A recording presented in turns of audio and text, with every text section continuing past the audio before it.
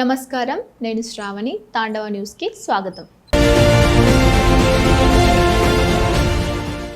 అభివృద్ధి అంటే ఏమిటో రాష్ట్ర ఉప ముఖ్యమంత్రి పిఠాపురం ఎమ్మెల్యే కొణిదెల పవన్ కళ్యాణ్ పిఠాపురం నియోజకవర్గంలో చూపిస్తున్నారని, కోట్లాది రూపాయల నిధులతో నియోజకవర్గం అంతా అభివృద్ధి చేస్తున్నారని జనసేన పార్టీ యు కొత్తపల్లి మండల ఇన్ఛార్జ్ రావు అక్షయ్ కొనియాడారు. యు కొత్తపల్లి మండలానికి సంబంధించి పలు గ్రామాల్లో ఉన్న సమస్యలపైన, శ్మశాన వాటికల సమస్యలపైన రావు అక్షయ్ ఆధ్వర్యంలో జనసేన పార్టీ నాయకులు పాడ పీడి శివరాం ప్రసాద్ ను కలిసి సమస్యలు వివరించారు. వినతి పత్రం కూడా అందజేశారు. అందరికీ నమస్కారం.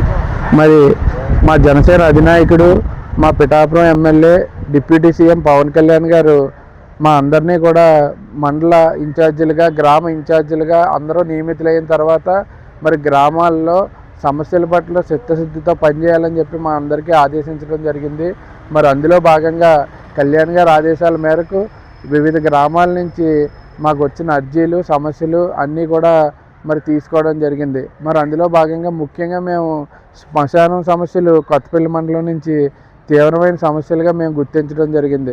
మరి అనేక శ్మశానాల్లో వెళ్ళే దారులు లేకపోవడం, మరి కొన్ని ఊర్లకైతే అసలు శ్మశానాలే లేకపోవడం అన్నది మరి తీవ్రంగా కలిచివేసిన విషయంగా మేము భావించి, మరి కళ్యాణ్ గారు ఎవరైతే పడా పీడీ గారిని అపాయింట్ చేయడం జరిగిందో, మరి ఈవేళ మరి ఆ గ్రామాల నాయకుల్ని తీసుకుని వచ్చి పడా పీడీ గారిని కలవడం జరిగింది. మరి రామన్నపాలెం శ్మశానం ఏదైతే ఉందో పొన్నాడు పంచాయతీకి సంబంధించి మరి డెడ్ బాడీని ఏరు దాటి మోసుకెళ్లాల్సిన పరిస్థితి ఉందని చెప్పి మరి అక్కడ ఇన్ఛార్జ్ బాపన దొర గారు, అలాగే నాగ్ గారు, జోసెఫ్ గారు వీళ్ళంతా కూడా మా దృష్టికి తీసుకురావడం జరిగింది. మరి అందులో భాగంగా ఆ సమస్యని మరి పడా పీడీ గారి దృష్టికి తీసుకెళ్ళడం జరిగింది. మరి అదేవిధంగా పొన్నాడులో పల్లిపేటకు సంబంధించి మరి ప్రైవేట్ వ్యక్తులు అందరూ కూడా దారులు లేకుండా గోడలు కట్టేసిన పరిస్థితి ఉందని చెప్పి మా దృష్టికి రావడం జరిగింది. మరి అలాగే కొత్త మూలపేట ఎస్సీజెడ్కి సంబంధించి మరి ఒక వీడియో వాట్సాప్లో రావడం జరిగింది.